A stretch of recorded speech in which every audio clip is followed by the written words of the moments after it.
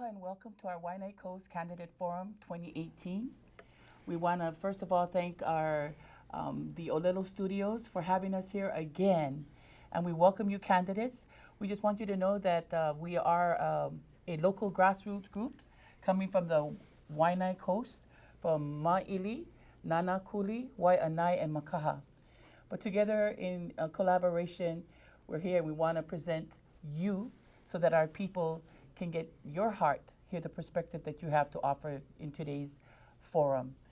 With me, I have our moderator, Mr. Poka Lainui, and our timekeeper, who will help to keep you in track.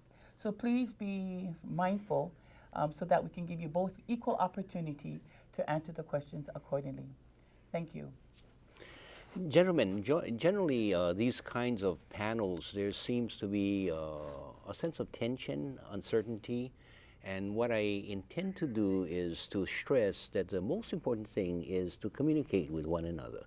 Communicate especially with us and of course with our television audience. So you need not be all that formal, however we will be following the rules that we have set forth earlier. I believe you are familiar with the rules. 2 minutes to introduce yourselves, and then we'll just take it in that order. I will be posing questions. The questions have not been formally written down, so you may want to sort of variate from the question themselves and try to at least get your points across. As I say, we won't be all that formal. We will try not to interrupt. We will interrupt if you go over your time frame. We had expected 3 candidates here today, and unfortunately that third person is not here. I want to say that it's important for us to get candidates, especially those whose names or whose familiarity to the general public is not well known. Usually you have races in which the top runners are invited to participate in a debate. But it's really not really informative for voters to choose. And so part of at least my intention is to provide the voters with an opportunity to see the whole panorama of ideas and people who are coming into and submitting themselves for elective position. So with that said, I think we're about ready to go. Are you ready to go? Yes, Poka. So I don't know what the order was, and I assume I will go by alphabetical last name, Ron Curtis. Why don't you introduce yourself and take 2 minutes to explain what you are running for and why you think you would be an appropriate or the best candidate for this particular office. Thank you, Poka. Thank you, Lakana. My name's Ron Curtis, and I'm running for the United States Senate to represent all the people of Hawaii. I'm a retired systems engineer that worked for over 35 years for government contractors. The first 29 years of that career was in the Washington, D.C. area, working for contracts for NASA, the Department of Defense, Department of Energy, and the Department of Agriculture.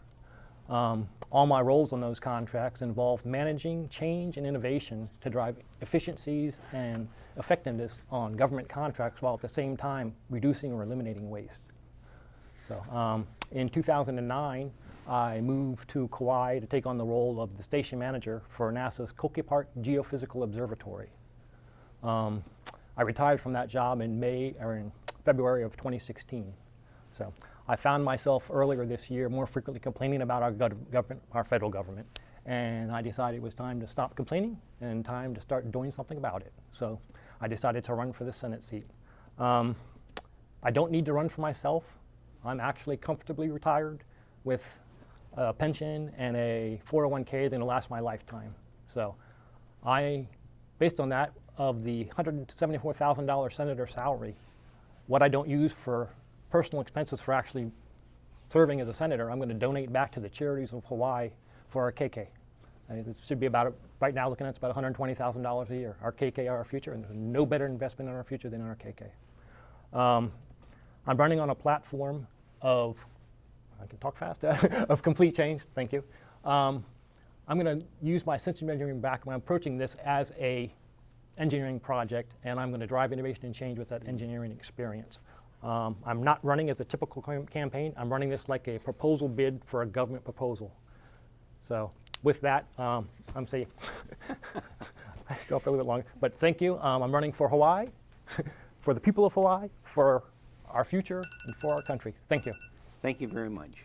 So let's turn to Michael. Michael, why don't you do the same thing and introduce yourself? Okay. Aloha.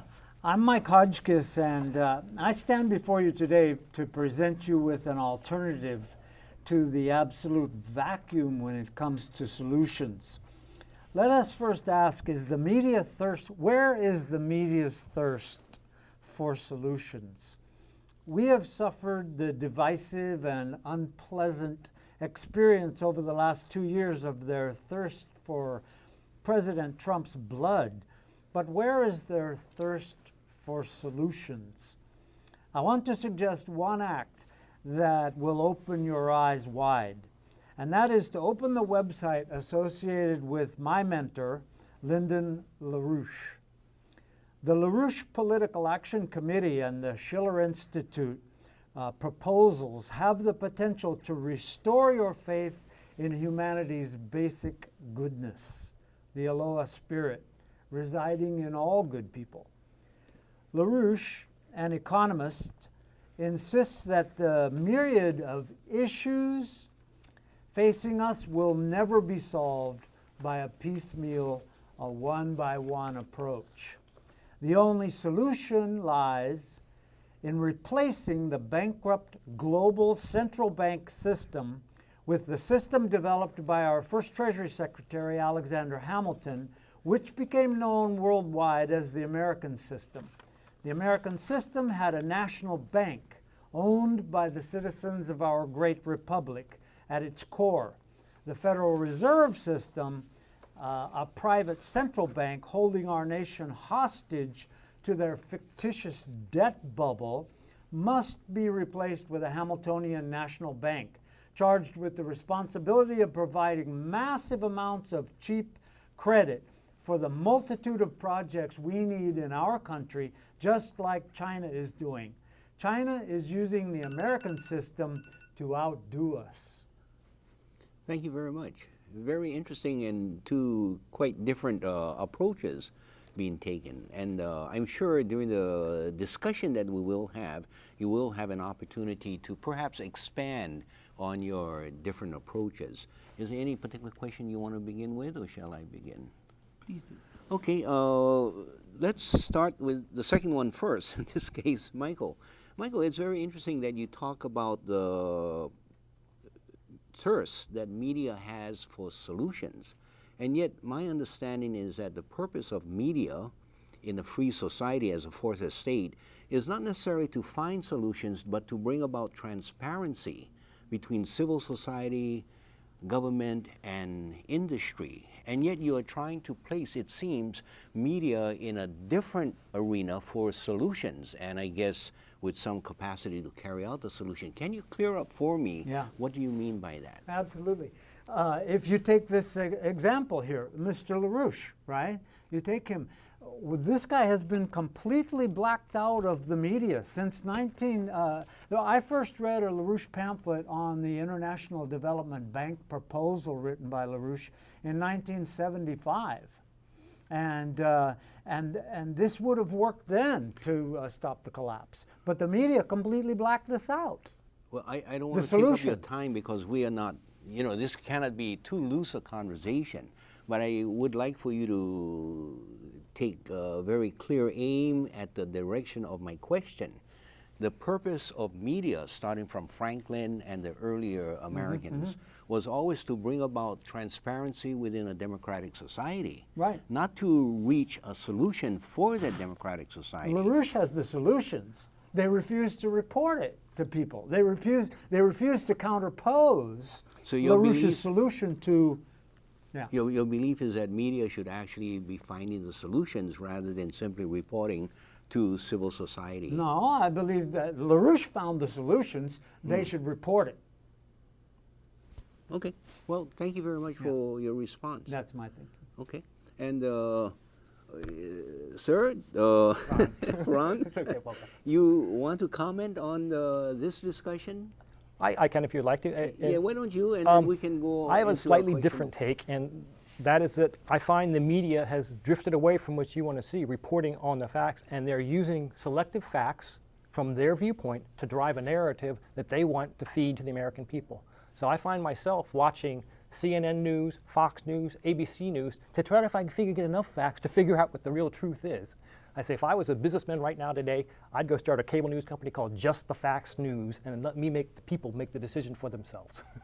I think part of that problem is what are the facts? Exactly. Who's given the facts? Exactly. Especially when you have a public official who says, I'm only going to recognize certain individuals, or you are not invited to my press conference. How do we break down, and what do you think the Senate can do to break down this kind of control over the media? Well, Why don't we begin with start- you, Ron, first, and then we'll give you a chance. That's a fair question. I'd like to actually work to resolve that because I would like to see a fair and present media everywhere so that everyone does get the same facts. How we can enforce that, that's a challenge. I would take away the right from any one person to say that no, the press can't show up. But if the press shows up and they're acting badly, there should be a mechanism to take them out of the situation instead of trying to drive the narrative, but to listen to the facts. So I agree there's got to be some compromise in When a there. presidential spokesperson becomes selective as to who can ask questions and what questions not only can be asked, but whether or not she or he chooses to respond to the question, do you think there needs to be some adjustments in media in that particular case, or is that appropriate? I like the idea, and a knee-jerk response from me is I would assign a member of the press to themselves decide who gets to ask the next question, so let them police themselves. Have you ever seen the media get together and agree, like Fox News and with NBC? No, think that if would you be get a problem. MSNBC and Fox on the same stage, there would be no agreement. so I would like to use an example. Yes. All right. In 2013, Xi Jinping, the president of China, adopted a proposal that is the focus of China for until 2050, and that is called the Belt and Road Initiative. And this is to build a high-speed rail network globally, and also a maritime network, a new maritime network with new ports, facilities, transportation all around. And this is ongoing right now. There's a CPAC going through Pakistan. They're going down through Laos, which will go all the way to Thailand. And this project even includes a tunnel from Alaska to Siberia. And this is not being reported on. This is 140 nations already involved in this, and Trump is open to this, but this is not being reported as a potential. Why not? Who's holding it back? What's who's holding failing, that back? Who's failing to I know exactly what's report it? holding it back. Is the central bank Wall Street, London Wall Street system. That's accusatory, but can you It find... is accusatory, Just a minute, let yes. me ask a question. Can you find specific connection between the central banks and how it is specifically controlling? Yes, it's through Please Wall Street. explain that. It's Wall Street, the Wall Street corporations, Rupert Murdoch and the rest of them that own all these news networks have a policy, and their policy is the central bank system. This program would replace the central bank system with a national bank system by necessity. Okay. As a member of the U.S. Senate, if you get elected, Right. what specific plan would you introduce to bring about this control over the media? Okay, first thing is Glass-Steagall. The reinstatement of the Glass-Steagall law that Roosevelt implemented in 1933 to separate merchant from commercial banking, so that our banking system, our national banking system, can provide the massive amounts of credit that we need for these projects. We need a complete rebuild of the entire, it's not bridges and roads, we need a whole new system of transportation and machine tool manufacturing, and we need to be collaborating with China and Russia and all the other great nations and cultures of the world to do this. Okay, thank you very much. Ron, you can respond, and then I'd like to ask questions more directed towards your introduction. Okay. But why don't you respond Pose that to... question once more. Well, I asked him as a senator, what would he introduce with regards to addressing media and, as he says. Oh, I'm sorry. I thought you meant the issues. That's why I went Okay, about now Yeah. I thought you first said controlling the media. I said, I don't know if we can control the media, but to address the media, I don't like to overregulate anything, but I do think we need to put an end to some of these driving factors behind the media. I don't want to see any more anonymous sources. You have to post the sources. If the story is true, these people should come forward. You have all this leaking, and then people drive a leak to drive their narrative. Get rid of that cover. I mean, they have this. Are you suggesting that there should be no leaks or no reported leaks by the media until they're ready to disclose the source? Correct? You remember the case of Watergate Yes. and Deep Throat, and the leak has never come about until just a few years ago. Then what you are suggesting is that Watergate would never have happened. What happens with the constitutional right to No, I'm saying it wouldn't have disclose? happened. You have the leak that gets reported back to a security agency, enforcement agency, to then investigate that leak, not just to be spouted by the media without knowing the facts. But then you wouldn't have leaks. That's the problem with leaks I and don't- the I- need in for my experience, I'm protection not of the person making the leaks, because those in higher positions will respond by punishing the individual for releasing Well, the we information. have laws in place punishing people that come forward. I'm sorry? We have laws in place that protect the people that come forward. But They're not punished, and they are in place. So I understand your concern about suppressing potential information sources. So what but- you're saying is that there should be no further leaks to the media, and media should not be reported. How would you stop the media from doing it? You're supposed to have a free media, a transparent I media. agree, but I look at it from the other side. I think the people doing the leaking are trying to drive their narrative from their side. What if there are more leakers? So the people leaking this information are leaking it for a reason, not necessarily for a open reason, but for their reason. I'm sorry, I've taken up more of your time. That's fine. Then, excited. I think it's a very good conversation. Thank you both for joining in, and I think this is one of the issues that we have not heard in the political race for the Senate. Before going on to a question to you, I'm sorry for No, Hoka, continue on because you've got a lot of knowledge in these areas too. Please. All right, Ron, we've sort of moved away from your particular, I guess, strong point or reason why or how you would approach a congressional seat. It would be more in terms of requests for proposals, submitting. Well, no, it's actually, I approach it, and my approach is to actually come forward. When I'm running, I'm not saying I will work on these subjects. I've actually, on the issues on my website, I've gone out there already, and I've given you the background research on those issues. I've given you my comprehensive approach to implementing solutions to solve those issues. I tell you why they're going to work and why it's good for the people of Hawaii. So on issues, those issues include reducing the cost of living in Hawaii, establishing an affordable and accessible national health care system for everyone, and reducing corruption in government with campaign spending reform, term limits, and a constitutional line item veto to do away with those omnibus bills. And my point is that that's not going to happen without Glass-Steagall. All right, let me stay with Ron just for a few more No problem. minutes. Ron, I understand that you moved to Hawaii back in not too long ago. 2009. Actually, 2009. I was a military brat in the early 70s. I was stationed at Schofield Barracks, went to elementary school there at Holly Cool Elementary.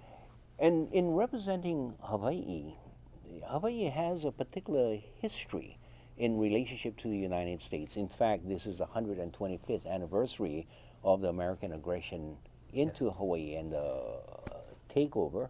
Illegal takeover. What would be your position with regards to, and let me put it this way, the United Nations has taken a resolution defining aggression. And it says that any act of aggression which resulted in the possession of territory by the aggressing party is illegal. And in that definition of aggression, United Nations Declaration, they have essentially identified the actions of the United States government, the landing of American troops upon peaceful and friendly Hawaii, as described by the President of the United States, Mr. Cleveland. What would be your position with regards to the relationship between the United States and Hawaii, and whether or not there should be any appropriate legislation to address this particular issue? I've researched this a lot. Oh, good. And I've researched the Akaka bill and why it failed in Congress and his explanations of why it failed. And you have one side of people that actually wanted reparations from the U.S. for that illegal aggression that occurred in January 1963 against Queen Liliuokalani. And they have another side of people here that also Native Hawaiians that say it's unworkable and it's going to create a racial divide here in Hawaii. And I think Daniel Akaka called those players out as being antagonists, and they caused the Akaka bill to fail. So I've done a lot of research from the Kingdom of Hawaii, and it comes down to the people that most Native Hawaiians don't want the Department of the Interior's definition of federal recognition. They want self-determination. The question is, how do we get there? So, and right now you've got a lot of different factions trying to drive for it. They have Hawaiian lands here. I think that should go back to the Hawaiian people. How do we do this so it actually works in this state?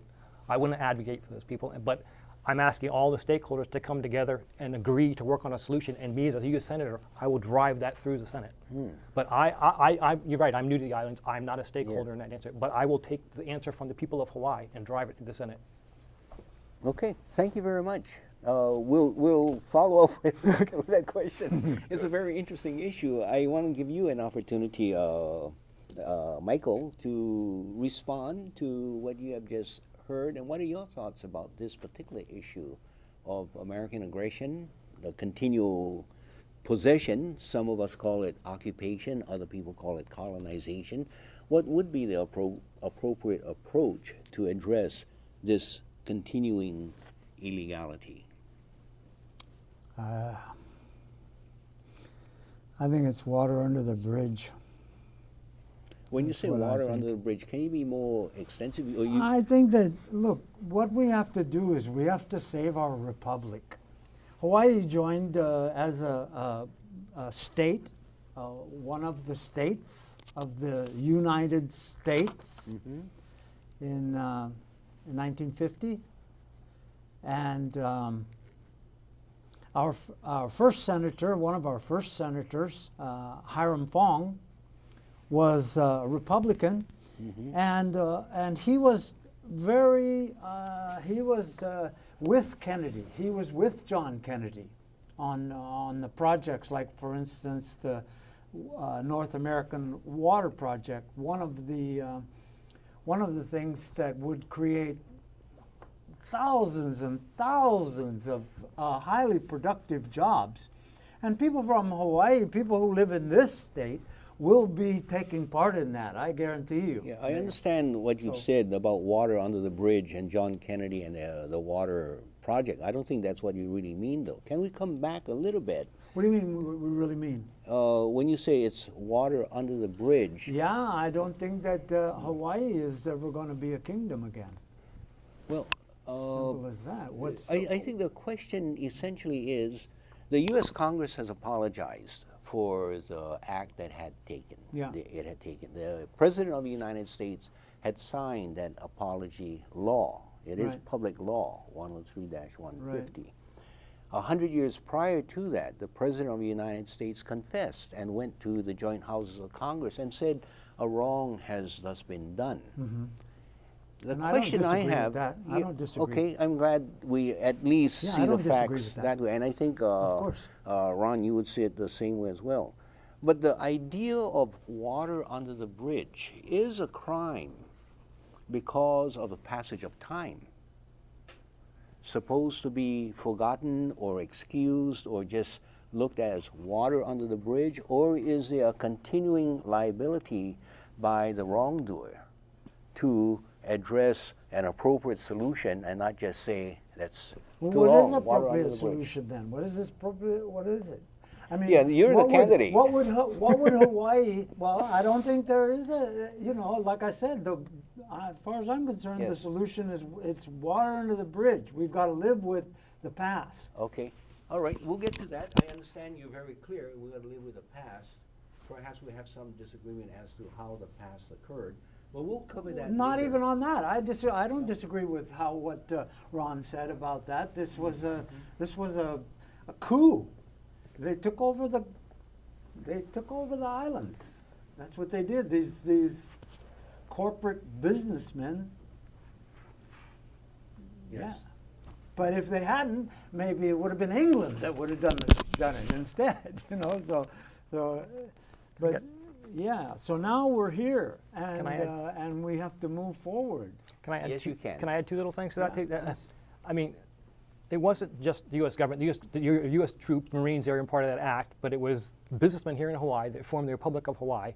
And when it became a territory, this wasn't the people of Hawaii. This was that republic that was illegally formed, that offered up the treaty for becoming a territory in the United States and that accepted. That wasn't the people of Hawaii. That was this illegal government. That's correct. And so that That's started correct. that process forward. I mean, they did eventually become a state, but that it wasn't Hawaiian people negotiating that to be U.S. territory. So there was some articles I read on the Kingdom of Hawaii about reparations that the world forced Italy and Japan to pay, and they were trying to come back in scope to saying what the U.S. had done to Hawaii, well, shouldn't this be in the same scope? And I sort of agree with it. I don't know what that scope would be, but there was very little reparations to the people of Hawaii. Okay, I think perhaps we're not having our facts straight. Let's start with factual history. The vote that was taken was not in 1950, it was in 1959. And the question that was placed on the ballot was, shall Hawaii be immediately admitted into the Union as a state, yes or no? And yet the standards in international law at that time, and you can go all the way back to the United Nations formation in 1945, and then in 1946 when they listed Hawaii as a place to have the right to decolonization. The whole issue of decolonization is to give the people who are under this, what is called non-self-governing territory, three choices. One, to be associated with the colonial administration. Two, to be in free association with that administration, or what we commonly call commonwealth. Or three, to be an independent nation. So when you suggest that the people have voted and they have chosen to be a state of the United States, I think if you look back at your history, and maybe you didn't have the opportunity to do so, that there was no option for independence. There was no option for free association. The question again was, shall Hawaii be immediately admitted into the state, yes or no? Yes, you're a state, no, you remain a territory. And yet you're saying that an exercise of self-determination was essentially accomplished in 1959. Are you still of that opinion? Well, now, look, the thing is, I don't think that this is something that, that we should be focused on at this point. There is so much, there is such a crisis facing civilization today. We have a global international financial system that's about to collapse. All right, and if it collapses without Glass-Steagall, well, there's going to be chaos. There's in many other Hawaii and everywhere else in the world. There's many other issues. Well, that's major an issue issues. that's going to be but what a you lot are more essentially important saying, than whether Hawaii was taken illegally. That's, you're saying that it's not an important issue. I'm saying as it's compared not to nowhere others. near as important All right. as a global financial collapse or a thermonuclear confrontation. And Okay. these are the issues Well, that other we're people who facing. are- These are the issues that senators are going to have to be dealing with Yeah. right now. Okay. Those So, slave owners That's my point. who may say that it's really not an issue for being a slave because they themselves are not in that position. Well, see, you don't want to So it's address the big issues, the big picture. No, of I the, want to of the address it, world but I crisis. want to take it one at a You're not- time. And I'm asking the questions. You are saying that that's not a major you. issue. No That's problem. fine. It's not a right or wrong answer. That's your answer. Thank you. But let me turn to your particular approach. In listening to your approach with regards to federal recognition and, as you say, allowing the Hawaiian people to decide for themselves what the approach should be, can you expand on that? I think under the Akaka bill, they tried to outsource this to the Indian Tribal Bureau, Division, whatever it is like that, and I don't think the Hawaiians responded well to that from what I read. They don't want that. They want to be recognized Not as Indians. the Kingdom of Hawaii, and I can appreciate that. Now, I don't know what that answer is. I'm willing to work towards it. I'm willing to mediate and arbitrate for the stakeholders in that thing to see if we can come to a solution. But that is a kingdom of Hawaii. How do you define the Hawaiian people? Those people, I've heard about the blood level consensus, but to me, I'll let them decide that. That's their choice. I see, I've had cases of people say 50%, I think. He seems to dilute it even more. I said, it's not for me to decide. They all have ancestry. I mean, they all have what it means to them. I'm 1/16th American Indian. I'll figure out which exact tribe. I just did the 23andMe, but I don't know yet. So, Yeah. but I don't associate myself with being Native American. Yes.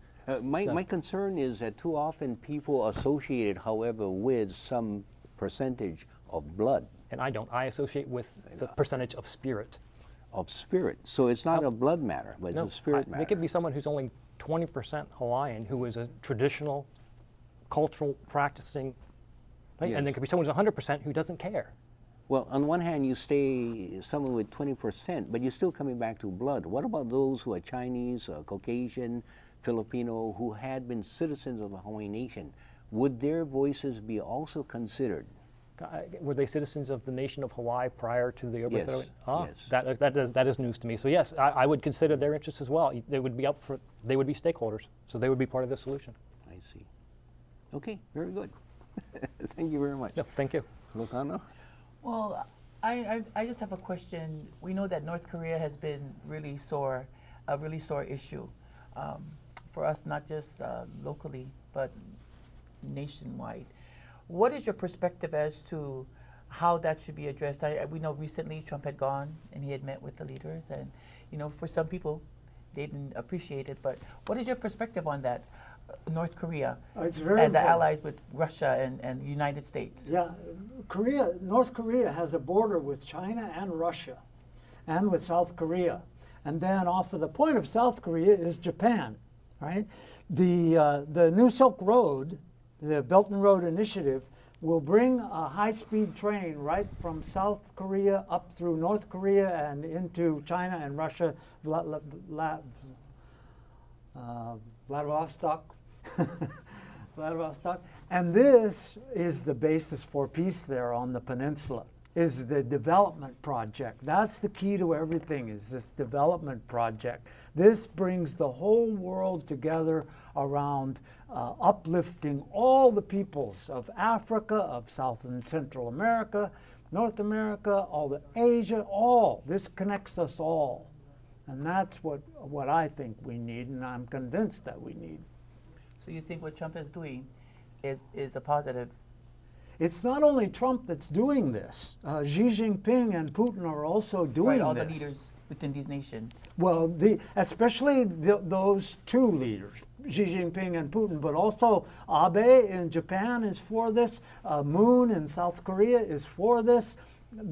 Everybody is. There's 140 nations now already involved in this One Belt, the Belt and Road Initiative, and the hope is for the United States to join with that. We've been invited to join in it, but the attack on Russia has been kept President Trump from meeting with Putin and coming together around some kind of positive initiative rather than just having this confrontation and military approach to things. Before going too far, Sure. let me ask Ron if you had any comments See, on with regards to this issue. To me, I always followed President Reagan's peace through strength, and the key to a peaceful future is not a world without conflict. It's resolution of conflict in peaceful means. Yeah. Again, it's resolution of conflict in a peaceful means. Exactly. So you can't achieve that without talking to them. So you've got Right. naysayers out there that say he shouldn't be giving Kim Jong-un the stage. It's too early. So you got to talk to him. They got to be represented. And the key there, I think, is much like there was to East and West Germany. You got the South Koreans reaching out to the North Koreans. You've got the other half of their society, if you go back far enough, that wants to actually see a unified Korea. So you have the other leaders of the world. You have Moon from South Korea. You have the president opening the doors and offering to help support North Korea if they just lay down their nukes, lay down their aggression. And I thought the little video that the Trump... Well, I think we're missing one very important point, and I don't think Trump really addressed the railroad going through, and that has been a proposal for the last 20 years. It had been on the table, but it just hasn't been addressed. As I say, I don't think Trump has also addressed that issue. What the issue is for the United States is having the North Koreans get rid of the nuclear weapons, but no one seems to be addressing the South Koreans, and not the South Koreans, but the American nuclear weapons in South Korea introduced in the 1960s, a violation of the Armistice Agreement. Now, Not nuclear weapons, but no, it was nuclear weapons among the American bases in South Korea, and they have not addressed that, nor withdrawing American troops from South Korea. That is where the real issue has been. Instead, it has only been an insistence that the North Koreans have no right to develop nuclear weapons. How is it that you have the United States with so much, about 600 nuclear weapons, and South Koreans or the North Koreans are not permitted one nuclear weapon? What is this fairness? Is the United States special that it can have nuclear weapons but not the North Koreans? Why don't you go first, and then we'll give you a chance to respond. Yeah, this is the same with Iran.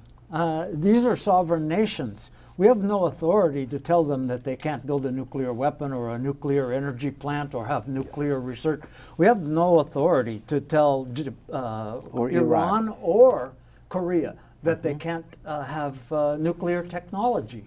So you would say that the approach that Trump is taking is really not an appropriate approach, because it uses, it's hypocritical for the Americans to say it's not okay for you folks to have it, but it's okay for us to sell it to Israel. I would say so, yeah. Okay, very good, thank you. Your response? I can take it up to a little higher viewpoint, in that the U.S. has the nukes, but it's the United Nations that is actually deciding on those sovereign things for Iran and North Korea. The U.S. is working with them, and we fund most of the military expending in armaments. So and we fund most of NATO too. UN.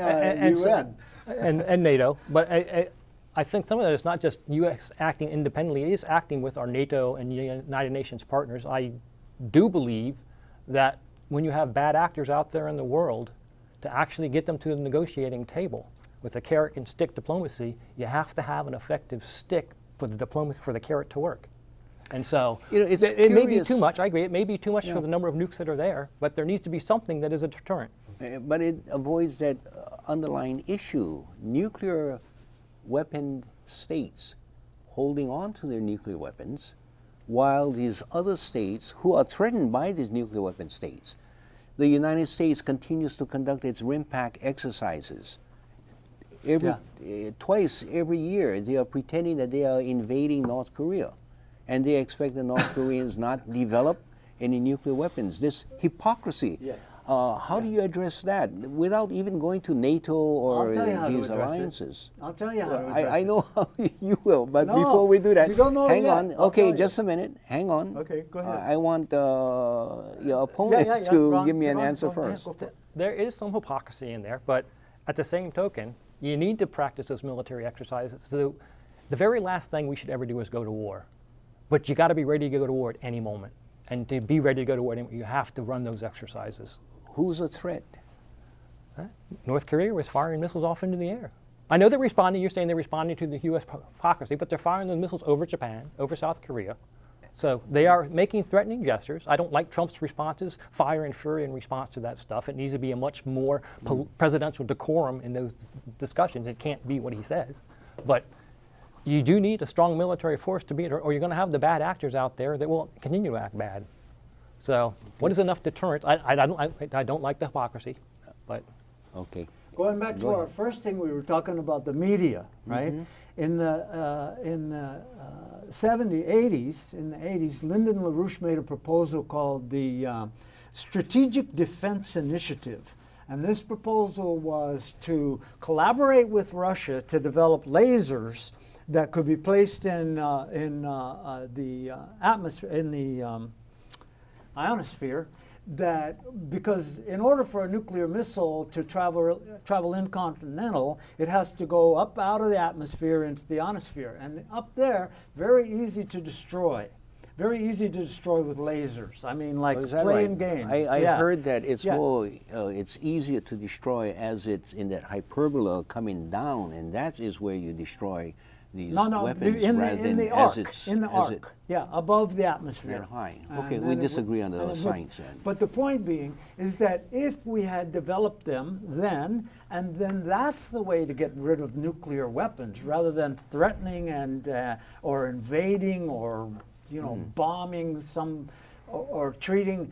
I don't see what's the problem with Kim Jong-un. Is there's a lot of propaganda about he killed his brother-in-law or his uncle or whatever and all this, but we don't even know if that's true. Yeah, I would expect that the way to stop the nuclear war or the nuclear race would have been at the very beginning in 1944, 1945. Waste? To, What waste? the waste of nuclear race. There's no such thing as waste. Just a minute. I This said is 238. The nuclear. 238 is not waste, I assure you. We can use 238. You're not listening to me. I am listening. Okay, then please allow me to be clear. Okay. You know, this waste of the nuclear race.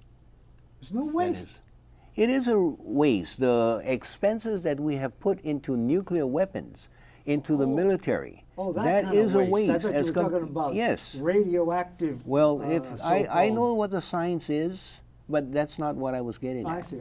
Okay, forgive me. All right. So what I'm saying is that The waste of shouldn't putting- the start of getting rid of all of that waste is not beginning a nuclear weapons program? That's also water under the bridge. Well, it may be water under the bridge, but we should be learning about these things of the past, and we cannot just say, "Well, it's all Learn from water it, under yeah. the bridge." Yeah. You know, we Well, should no, take a you're lesson to that. Now, you've raised the name Mr. LaRouche. LaRouche. Lyndon LaRouche. Okay. And if you are elected senator, how would you treat his writings? You've referred to his writings often Right. as a reference, as a reference Platform. authority, as a Yeah. platform. And so essentially you're running on his platform? Essentially, yes. Okay. All right, thank you. Any responses to our interchange here?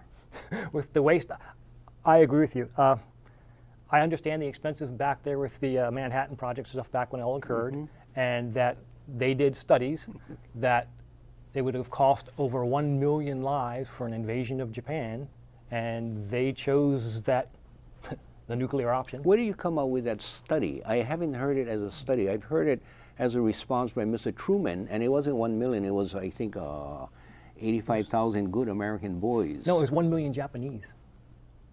It would have been less American. To Yeah. have invaded Japan. It would have killed 1 million Japanese was the estimate. And I think that was a Douglas MacArthur report that I had read. But I could be wrong. But Yeah. it was a large number. Just comparing the losses we took, or the Japanese lost and the U.S. took to take Okinawa. And then they expanded that to the scope of Japan.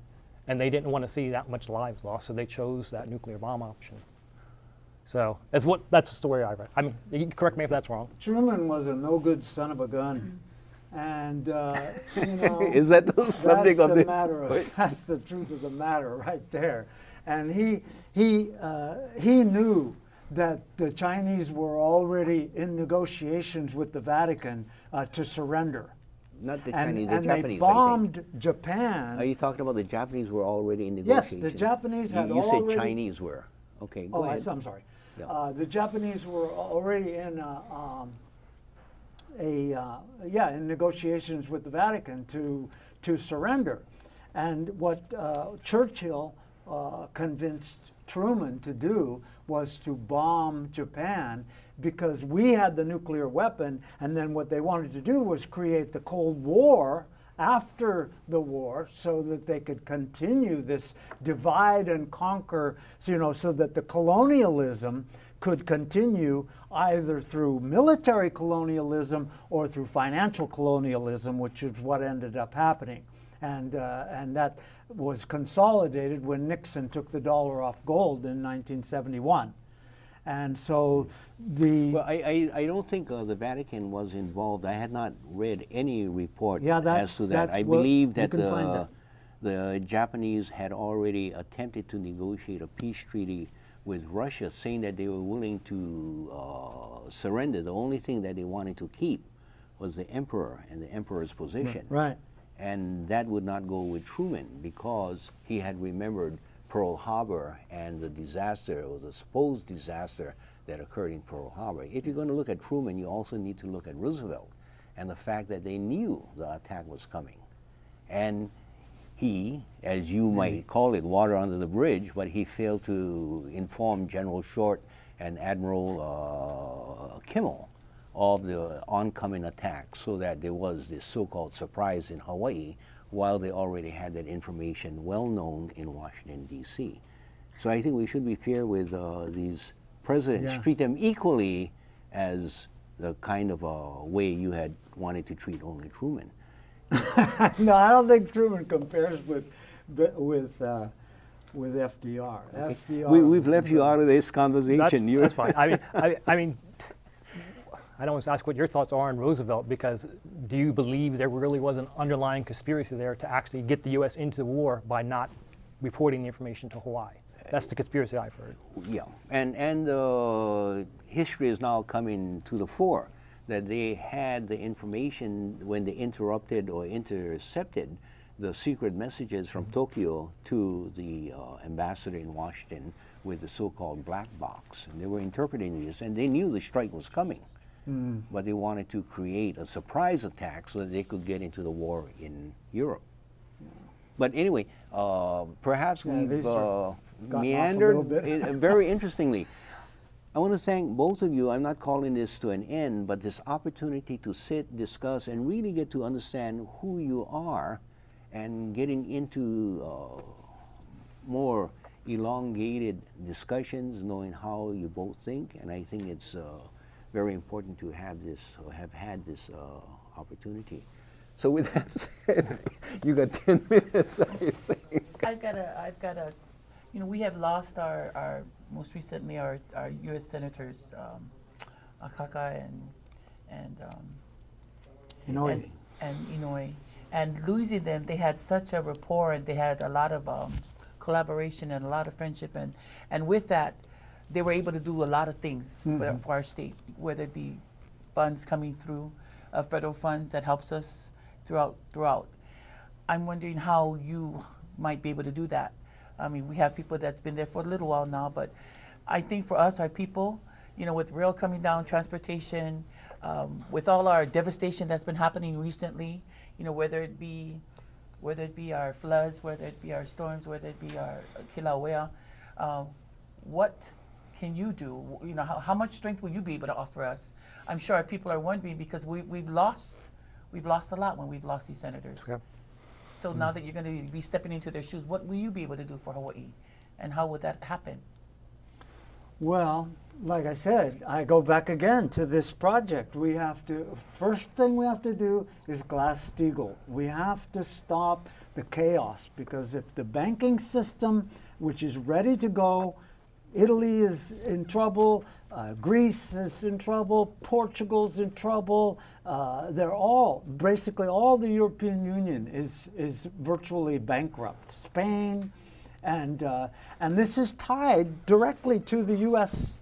financial system. This is a global financial system. Now, the Glass-Steagall was not just a law that worked for the United States. This was pretty much globally that this thing functioned. All right, because it protects the citizens, but now we don't have Glass-Steagall. Glass-Steagall was repealed in 1999.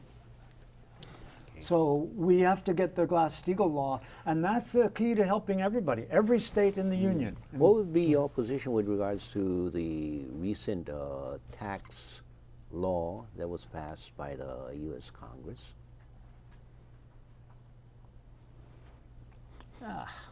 I'm in favor of it, but then I have a lot of inside knowledge about the waste and inefficiency in government. The driving factor, which made me actually fill out the signature form and put my nomination papers in, is when I saw a report on the Pentagon in February this year that couldn't account for $800 million. And they had a representative spokeswoman come out and talk about it, and she said it would cost them $1 billion to do an audit. And then she went on to say that it's not unexpected because the computers that the Pentagon uses for accounting is from 1960s and 70s. As a junior in college, I migrated from mainframes to mini computers for NASA to save them over 60% of their computing costs. Someone needs to get into Congress and eliminate that waste. But how does that address the question that I had asked with regards to the recent tax legislation that essentially gave the break to these multimillionaires and put the burden on the average Joe Blow? I got I a don't quick understand answer for your you. response.